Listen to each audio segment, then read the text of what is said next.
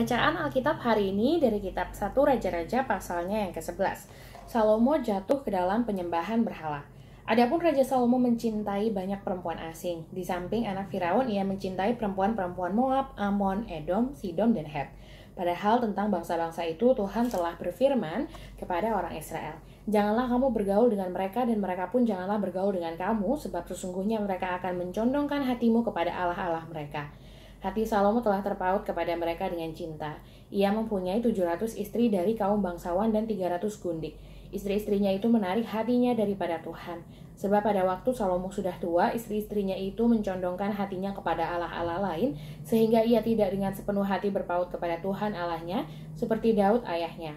Demikianlah Salomo mengikuti Asyitoret, dewi orang Sidon, dan mengikuti Milkom, dewa kejijikan sembahan orang Amon, dan Salomo melakukan apa yang jahat di mata Tuhan, dan ia tidak dengan sepenuh hati mengikuti Tuhan seperti Daud ayahnya.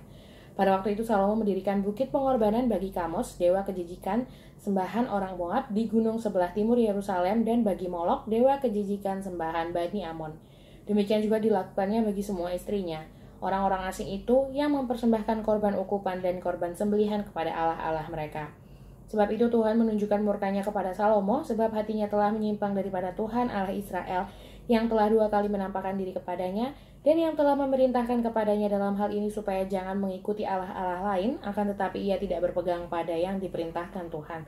Lalu berfirmanlah Tuhan kepada Salomo, "Oleh karena begitu kelakuanmu, yakni engkau tidak berpegang pada perjanjian dan segala ketetapanku yang telah kuperintahkan kepadamu, maka sesungguhnya aku akan mengoyakkan kerajaan itu daripadamu dan akan memberikannya kepada hambamu. Hanya pada waktu hidupmu ini aku belum mau melakukannya, oleh karena Daud ayahmu, dari tangan anakmu lah aku akan mengoyakkannya. Namun demikian kerajaan itu tidak seluruhnya akan kukoyakkan daripadanya. Satu suku akan kuberikan kepada anakmu oleh karena hambaku Daud dan oleh karena Yerusalem yang telah kupilih." Lawan-lawan Salomo. Kemudian Tuhan membangkitkan seorang lawan Salomo, yakni Hadad orang Edom. Ia dari keturunan Raja Edom. Sesudah Daud memukul kalah orang Edom, maka Panglima Yoab pergi menguburkan orang-orang yang mati terbunuh, lalu menewaskan semua laki-laki di Edom. 6 bulan lamanya Yoab diam di sana dengan seluruh Israel sampai dilenyapkannya semua laki-laki di Edom. Tetapi Hadad melarikan diri bersama-sama dengan beberapa orang Edom dari pegawai-pegawai ayahnya dan mengungsi ke Mesir. Adapun Hadad itu masih sangat muda. Mereka berangkat dari Midian lalu sampai ke Paran. Mereka membawa beberapa orang dari Paran, lalu mereka sampai ke Mesir kepada Firaun raja Mesir. Ia ini memberikan rumah kepada Hadad, menentukan belanjanya, dan menyerahkan sebidang tanah kepadanya. Hadad demikian disayangi Firaun sehingga diberikannya kepadanya seorang istri, yakni adik istrinya sendiri, adik permaisuri Tahpenes. Lalu adik Tahpenes itu melahirkan baginya seorang anak laki-laki, Genubat namanya. Dan Tahpenes menyapih dia di istana Firaun, sehingga Genubat ada di istana Firaun di tengah-tengah anak-anak Firaun sendiri. Ketika didengar Hadad di Mesir bahwa Daud telah mendapat perhentian bersama-sama dengan nenek moyangnya dan bahwa Panglima Yoab sudah mati juga, maka berkatalah Hadad kepada Firaun, "Biarkanlah aku pergi ke negeriku." Lalu bertanyalah Firaun kepadanya, "Tetapi kekurangan apakah engkau padaku ini, maka engkau tiba-tiba berniat pergi ke negerimu?" Jawabnya, "Aku tidak kekurangan apapun, namun demikian biarkanlah juga aku pergi." Allah membangkitkan pula seorang lawan Salomo, yakni Rezos bin Eliada, yang telah melarikan diri dari tuannya, yakni Hadadezer, Raja Zoba. Ia mengumpulkan orang-orang lalu menjadi kepala gerombolan. Ketika Daud hendak membunuh mereka, maka pergilah mereka ke Damsyik. Mereka diam di sana dan disitulah mereka mengangkat Rezon menjadi raja. Dialah yang menjadi lawan Israel sepanjang umur Salomo. Ia mendatangkan malapetaka sama seperti Hadad. Ia muak akan orang Israel dan menjadi raja atas Aram. Juga Yerobeam bin Nebat, seorang Efraim dari Zereda, seorang pegawai Salomo, nama ibunya Zeruya, seorang janda, memberontak terhadap raja. Inilah alasannya mengapa ia memberontak terhadap raja. Salomo mendirikan Milo dan ia menutup tembusan tembok kota Daud ayahnya. Yerobeam adalah seorang tangkas. Ketika Salomo melihat bahwa orang muda itu seorang yang rajin bekerja, maka ditempatkannya lah dia mengawasi semua pekerjaan wajib dari keturunan Yusuf. Pada waktu itu, ketika Yerobeam keluar dari Yerusalem, Nabi Ahia, orang Silo itu mendatangi dia di jalan dengan berselubungkan kain biru, dan hanya mereka berdua ada di padang. Ahia memegang kain biru yang ada di badannya, lalu dikoyakannya menjadi 12 koyakan. Dan ia berkata kepada Yerobeam, "Ambillah bagimu 10 koyakan, sebab beginilah firman Tuhan, Allah Israel. Sesungguhnya aku akan mengoyakkan kerajaan itu dari tangan Salomo dan aku akan memberikan kepadamu 10 suku.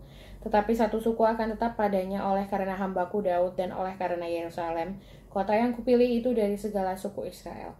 Sebabnya ialah karena ia telah meninggalkan aku dan sujud menyembah kepada Asyitoret, dewi orang Sidon, kepada Kamos, Allah orang Moab, dan kepada Milkom, Allah Bani Amon, dan ia tidak hidup menurut jalan yang kutunjukkan dengan melakukan apa yang benar di mataku, dan dengan tetap mengikuti segala ketetapan dan peraturanku seperti Daud ayahnya. Bukan dari tangannya akan kuambil seluruh kerajaan itu. Aku akan membiarkan dia tetap menjadi raja seumur hidupnya, oleh karena hambaku Daud yang telah kupilih dan yang tetap mengikuti segala perintah dan ketetapanku. Tetapi dari tangan anaknya lah aku akan mengambil kerajaan itu dan akan memberikannya kepadamu, yakni 10 suku. Dan kepada anaknya akan kuberikan 1 suku, supaya hambaku Daud selalu mempunyai keturunan di hadapanku di Yerusalem, kota yang kupilih bagiku, supaya namaku tinggal di sana. Maka engkau ini akan kuambil, supaya engkau memerintah atas segala yang dikehendaki hatimu dan menjadi raja atas Israel.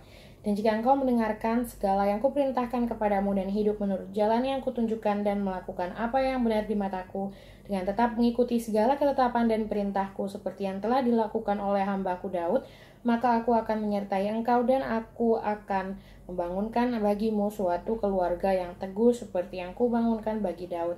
Dan aku akan memberikan orang Israel kepadamu, dan untuk itu aku akan merendahkan keturunan Daud, tetapi bukan untuk selamanya."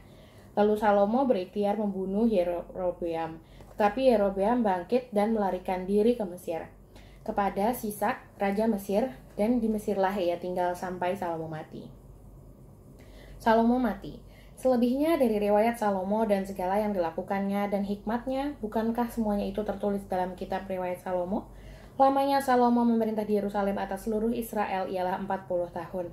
Kemudian Salomo mendapat perhentian bersama-sama dengan nenek moyangnya dan ia dikuburkan di kota Daud ayahnya. Maka Rehabeam anaknya menjadi raja menggantikan dia.